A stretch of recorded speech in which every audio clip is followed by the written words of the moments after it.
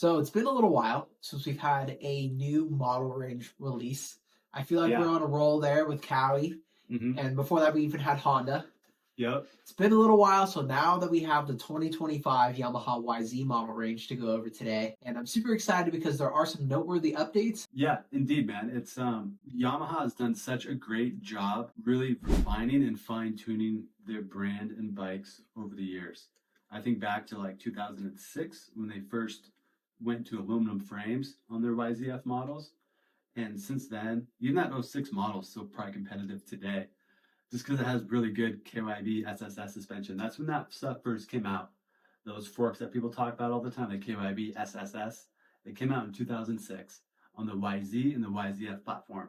And those settings today would still work pretty damn well, like the stock settings for it. So just go to show you like how early Yamaha's had some good stuff, and now to see almost 20 years later how much they've refined that YZF model. They were definitely ahead of the game, or even like ahead of the curve back then, and it's just been a refining process ever since then. And that's kind of what we're seeing in 2025 with this Yamaha lineup. The all new 2025 Yamaha YZ250FX. That's like really the big ticket in this press release here.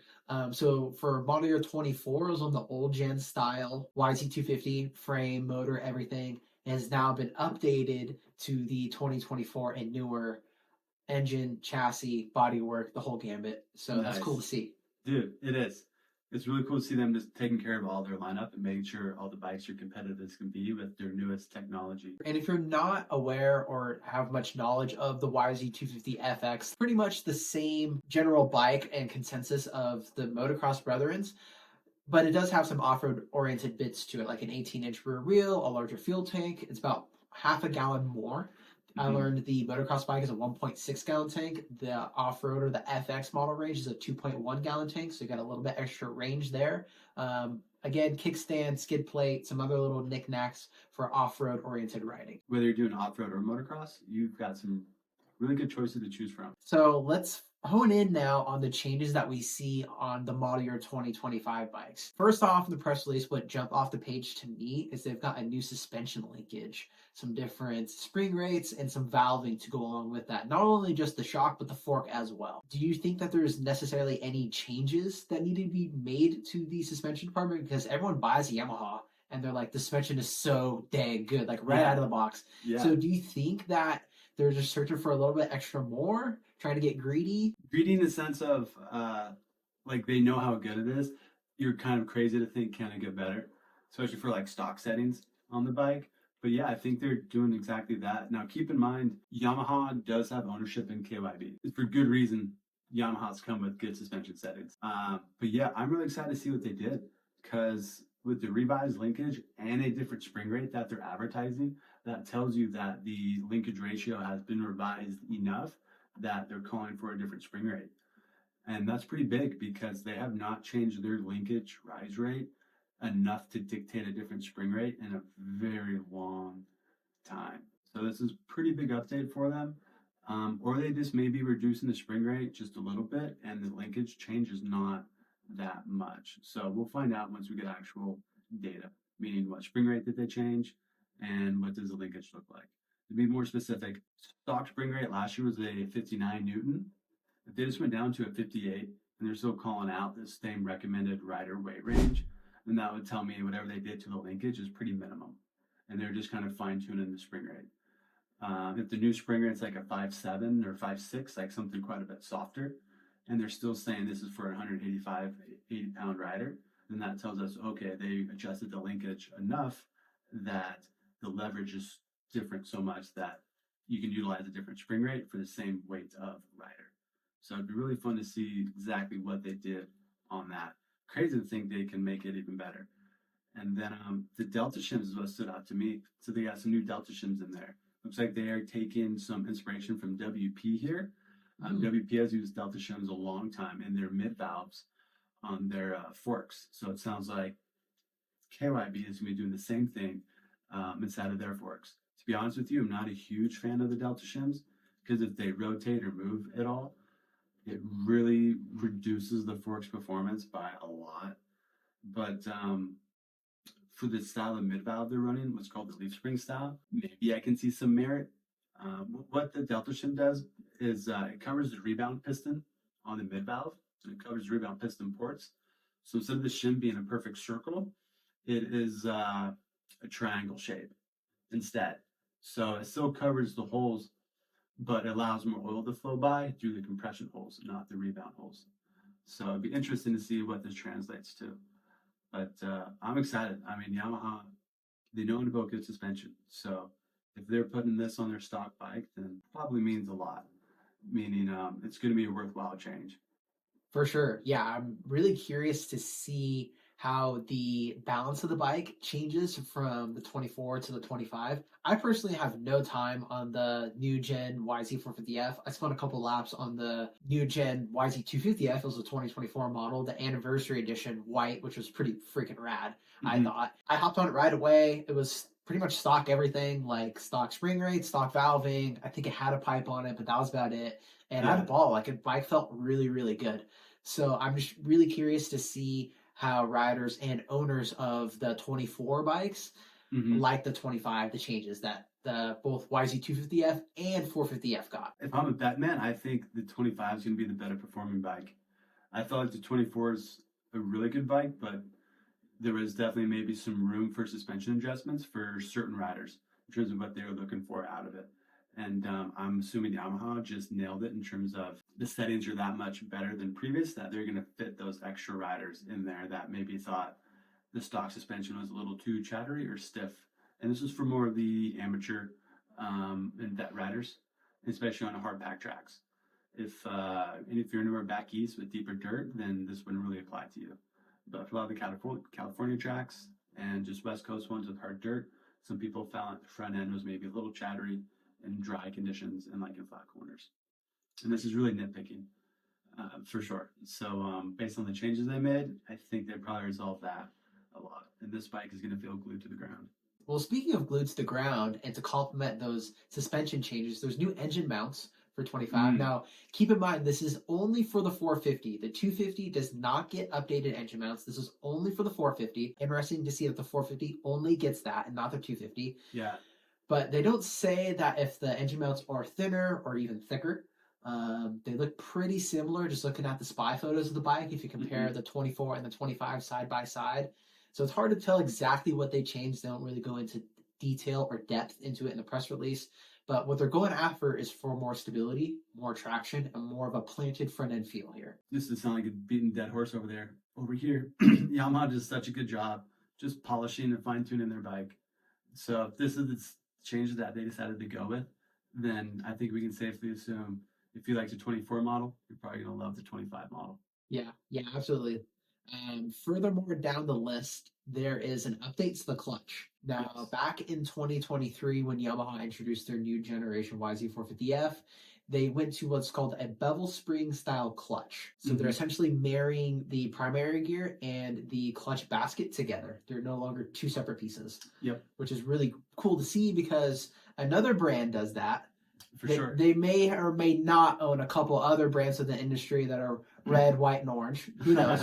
The YZ450F does come stock with a cable clutch. So for those of you that like a hydro, you have to bite the bullet and spend the extra couple bucks to get that. But if I had to pick, I like a cable clutch more than a hydro. Oh, really? Yeah. Oh, no way. Yeah. Oh, man. I'd say give me the hydro all day because now I'm sitting on a blue KTM.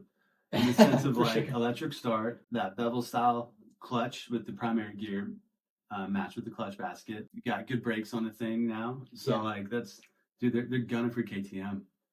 For sure. So I'd be like, yeah, just finish off since they're utilizing their style clutch now. Like just give me the hydro, go with it. But no way, you like the cable more? Yeah, I think so. I think it's more of a stiffer pull, but the hydro tends to have like an on-off feeling at times. Whereas the cable clutch is a little bit more, you mountain bike guys will know this term, modulation or like progressivity throughout the throw of the clutch. So I tend to prefer the cable over the hydro, but I'm not that nitpicky on it. Like I still really enjoy riding with the hydro. So yeah, I mean, you're gas hydro, man. Yeah. What clutch is on your Stark? Cable or we got no clutch on that. Well, technically I've got the option for the handbrake. I didn't go with the foot brake. So, I mean, if you really want to drag that sucker, I guess you Yeah. can make it a clutch in Okay. a sense. When these bikes are released this morning, one comment that I kept seeing is, we're paying $10,000 or even more for a bike that doesn't come with a handlebar pad. They Hmm. have what is called a switch box where the bar pad would go. Yeah. Yeah, a little bit dangerous in my opinion, just because if you're overshooting a jump or casing a jump and your chest happens to hit that, kind of scary. But I think most guys, first thing they do is what? Grips, graphics, bar pad, bars right away. For sure. But a little funky to still see that they're using that switch box, as they call it, and not a traditional bar pad that you would see on like another brand bike. Yeah, agreed. And I like what you were saying earlier, man. Meaning like we need not to criticize them, but where could they have done better? And I think you nailed it with your answer.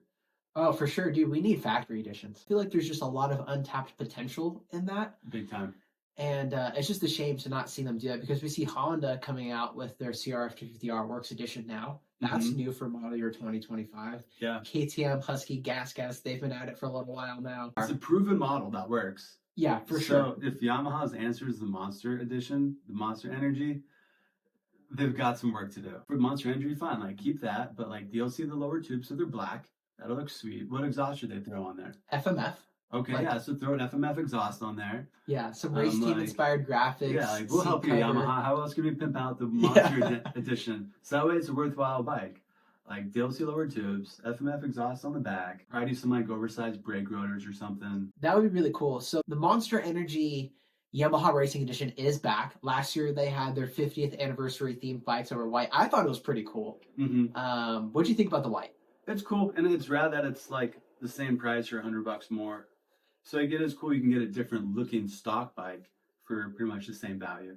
Yep. But Yamaha does need like a factory edition or a Monster Energy edition, like a proper one. Right. You're spot on with that. For an extra $200, you can get the Monster Energy Yamaha Racing Edition bike. Okay. One thing that's really cool to note is that the YZ450 has no price change. It is still $99.99, which makes it the third least expensive bike in the field. The Suzuki RMZ 450 is at $92.99. The CRF 450R for model year 2025 is at $96.99.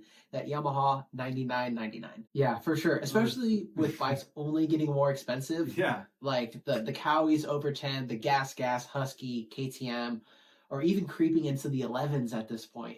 Dang, then with that in mind, I would argue that the Yamaha is possibly the lowest cost of ownership bike and the most competitive in the sense of, damn well the stock suspension is going to outperform any KTM, Gas, or Husqvarna you go buy stock. You're going to have to at least put some kit level forks on it to get that thing to possibly work close to the Yamaha. Pretty much you're going to need to buy our JBI spec 6500 kit or KYB fork. Our air fork works good, but it's not close to the stock Yamaha or our JBI spec Yamaha. For those two-stroke lovers out there, don't worry, two-strokes are back.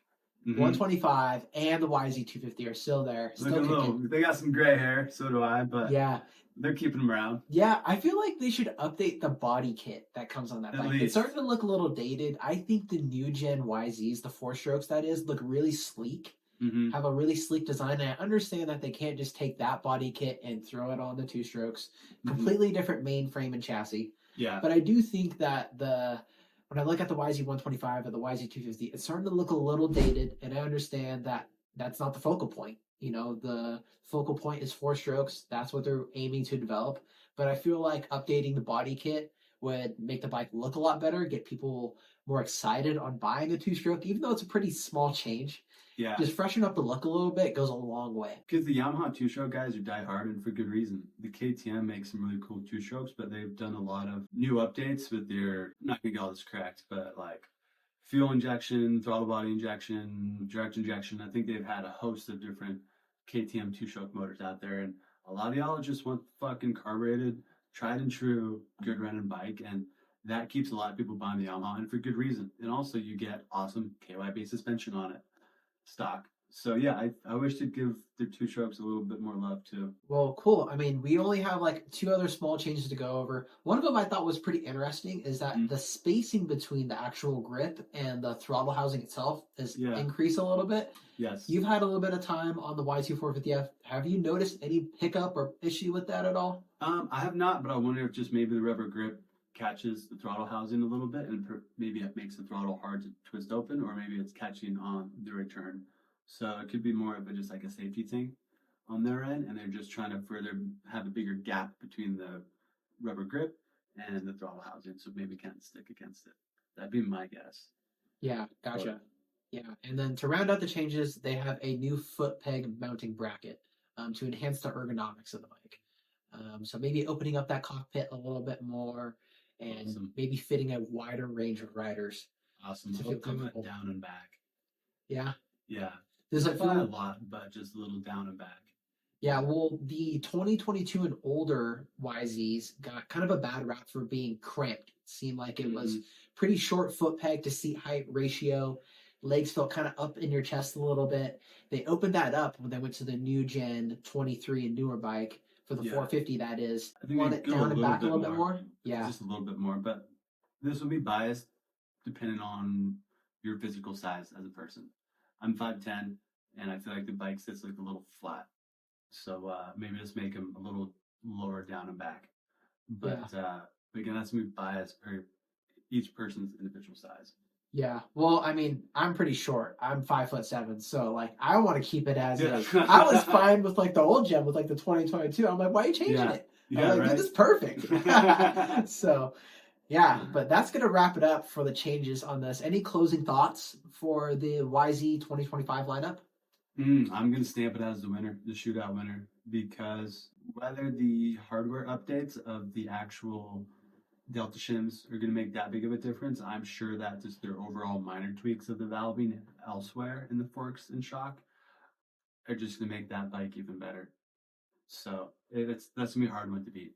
I think the bike's gonna be phenomenal. Thank you guys for tuning in once again. Leave your thoughts in the comment section down below of what you think of the 2025 Yamaha YZ lineup. There's also a new gen WR250. We'll mention that real quick.